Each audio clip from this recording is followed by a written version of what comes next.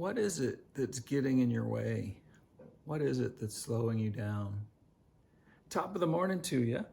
We finally got our Christmas tree up, and we usually get it up at Thanksgiving time. The earlier, the better. And we like to leave it up a long time as well. I had some clarity for myself in reading Matthew this morning, Matthew 8, verses 21. Another of his disciples said to him, "Lord, permit me first to go and bury my father." But Jesus said to him, "Follow me and allow the dead to bury their own dead." I always struggled with that because I'm like, really? Jesus is like, don't go and do a funeral for your father? But that phrase, bury my father, in the Jewish tradition, the Jewish history, is really talking about, let me get my inheritance.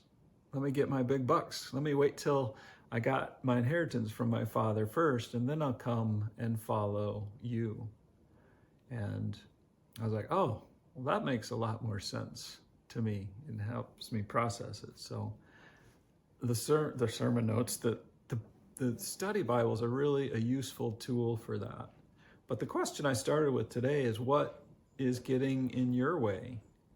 Tony Robbins and Dean Graziosi and all those famous dudes talk about, if you don't give now, when you haven't made it, you're not in the practice, you're not in the habit, you're not in the mentality to give when you have made it.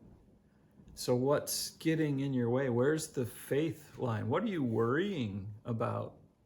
What's causing you stress and anxiety that you aren't being who you want to be? And that just kind of brings to mind Zig Ziglar. He has a phrase that says, be, do, have. Be who you want to be first. Be that Christian husband, father, and leader first. Do the things that a Christian husband, father, and leader would do, and then have the fruits that come from that. Receive the fruits, receive the blessings, receive